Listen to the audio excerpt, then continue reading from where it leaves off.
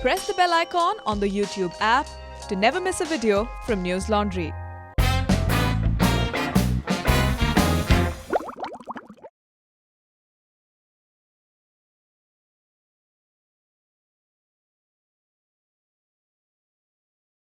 नमस्कार, एक और टिप्पणी के साथ मैं अतुल चौरसिया। बीता हफ्ता दिल्ली पर बहुत भारी बीता।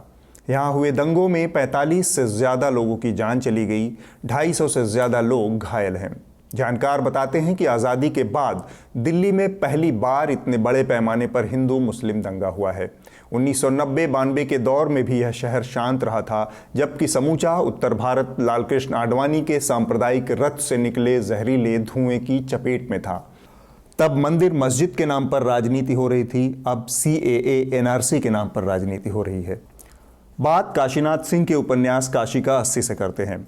यह किताब कहती है 80 बनारस का मोहल्ला नहीं है, 80 अष्टाध्यायी है और बनारस उसका भाष्य है। शहर दिल्ली के पूर्वी छोर पर मौजूद नोएडा नगर का मोहल्ला फिल्म सिटी सेक्टर 16A फिलहाल अष्टाध्यायी है और समूचा देश उसका भाष्य बन चुका है। दिल्ली शहर में बीते दिनों जो दंगे फसाद हुए, उसकी भूमिका फिल्म सिटी की विभिन्न बैरकों में तैनात तमाम एंकराएं लंबे वक्त से तैयार कर रहे थे। जी News, Aaj Tak, News 18, ABP News, Republic Bharat, गरजिए कि आप कोई भी नाम ले लीजिए, काम सब एक ही कर रहे हैं। इन चैनलों का बीते कुछ सालों का इतिहास उठाकर देख लीजिए। अगर आपको दिक्कत है तो न्यूज़ लॉन्ड्री की वो तमाम विश्लेषण और रिपोर्टें पढ़ लीजिए।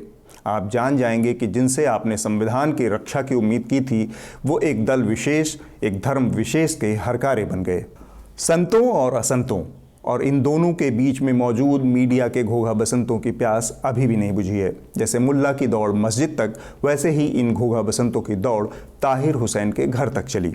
उत्तर पूर्व दिल्ली का दंगा जफराबाद से शिव विहार तक, सीलमपुर से मौजपुर तक, मुस्तफ़ाबाद से बाबरपुर तक और गोकलपुरी से करदमपुरी तक फैला हुआ था, लेकिन घोघा बसंतों की पहुंच सिर्फ ताहिर हुसैन के घर तक रही। इस धूर्तता में मारे गए 45 अन्य लोगों की 45 कहानियां दब कर रह गई। जिस दंगे में हिंदू मुस्लिम सब मरे, उसमें सिर्फ एक मुस्लिम मास्टरमाइंड को दिखाकर धूर्तता की सारी हदें पार कर दी गई। इस तरह जनता को एक और भावी दंगे का इंजेक्शन लगाकर छोड़ दिया गया है। क्या अंजना, क्या चित्रा, क्या सुधीर, क्या अमीश, क्या अर्नब, क्या रूबिका, क्या दीपक और क्या सुरेश, देखिए।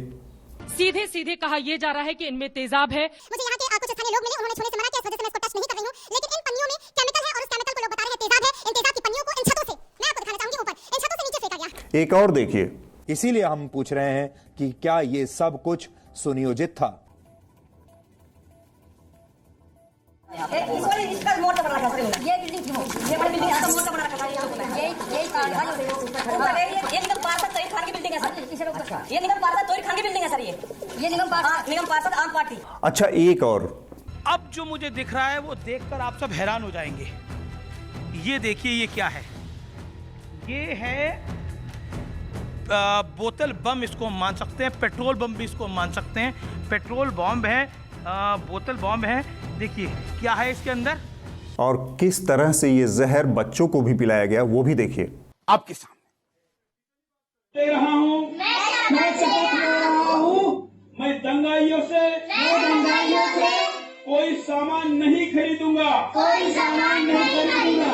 मैं वचन दे रहा हूँ, मेरे भाइयों का, घर जलाने वाले को, नौकरी नहीं दूंगा, मैं संकल्प ले रहा हूँ, गद्दारों का आर्थिक बहिष्कार करूंगा।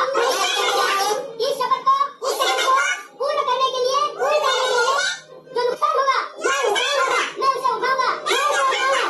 और साथ में सरदार की शाबाशी भी देखिए। देखिए अमीश जी, पहले तो मैं बधाई दूंगा आपको और आपकी टीम को, जिस प्रकार से आपने अपने जान को हथेली में लेके आप वहां गए, ऑन द स्पॉट गए, आपने तहकीकात की है, ये बधाई के काबिल है। ये सच्चाई आप भी जान लीजिए कि ये सभी घोघा बसंत दंगे रुकने के 2 दिन बाद, जब सुरक्षा बलों ने पूरे इलाके को अपने कब्जे में ले लिया था, जब NSA अजीत डोभाल का दौरा पूरा हो चुका था, उसके बाद दंगाग्रस्त इलाकों में पहुंचे थे। लेकिन सरदार ने कह दिया कि तुमने जान की बाजी लगाकर ये काम किया है, तो सरदार इसका वाजिब इनाम देगा। सरदार की बात से याद आया, जब पत्रकारिता सरदारों के इशारे पर होगी, तब इसी तरह के आधे अधूरे, मिलावटी, तोड़ मरोड़ वाली खबरें आपको दी जाएंगी। पत्रकारिता को, न्यूज़ को सरदारों और उनके शागिर्दों के चंगुल से बचाए रखने के लिए आप स्वतंत्र मीडिया का समर्थन कीजिए। न्यूज़ लॉन्ड्री को सब्सक्राइब कीजिए। अब तो पक्ष लेने और फैसला देने का कीड़ा हमारे सरकारी ब्रॉडकास्टर दूरदर्शन को भी लग गया है। जामिया में पुलिस ने जो किया और जेएनयू में पुलिस ने जो नहीं किया, उसका बचाव डीडी न्यूज़ के एंकर अशोक श्रीवास्तव ने दिल्ली दंगों की आड़ में किस तरह किया। जैसे ही दिल्ली पुलिस, जब जेएनयू में हिंसा की शुरुआत होती है, जामिया में हिंसा की शुरुआत होती है, तो दिल्ली पुलिस जब कंट्रोल करने के लिए जाती है तो पूरा मीडिया का एक वर्ग, तमाम सेलिब्रिटी, कई लोग आ जाते हैं कि बताइए पुलिस कैसे यूनिवर्सिटी में घुस गई, किससे पूछ कर गई। जब जेएनयू में पुलिस बाहर खड़ी रहती है तब सवाल उठता है, अरे पुलिस अंदर क्यों नहीं गई, पुलिस ने एक्शन क्यों नहीं लिया। जामिया में पुलिस बिना परमिशन के घुसी और बेरहमी से छात्रों पर लाठीचार्ज किया। यह सच और पुलिस का इस पर बोला गया झूठ अब सार्वजनिक है। जेएनयू में पुलिस गेट पर खड़ी रही और अंदर गुंडे उत्पात करते रहे।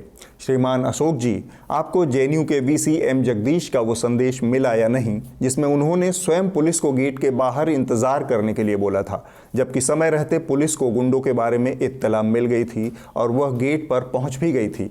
अगर नहीं तो आपके लिए इंडियन एक्सप्रेस की यह रिपोर्ट है। अशोक जी, भविष्य में जब आप बचाव करें या पक्ष लें तो अपने तर्क व्हाट्सएप यूनिवर्सिटी से न उठाया करें। लोग डीडी न्यूज़ इसके लिए नहीं देखते, उसके लिए हमारे पास जी न्यूज़ है ना। टिप्पणी हर हफ्ते अब से मंगलवार को आपके सामने होगा। इससे जुड़े सलाह और सुझाव आप हमें दे सकते हैं। इसके अलावा न्यूज़ लॉन्ड्री को ज़रूर सब्सक्राइब करें और स्वतंत्र मीडिया को खड़ा करने में अपना सहयोग दें।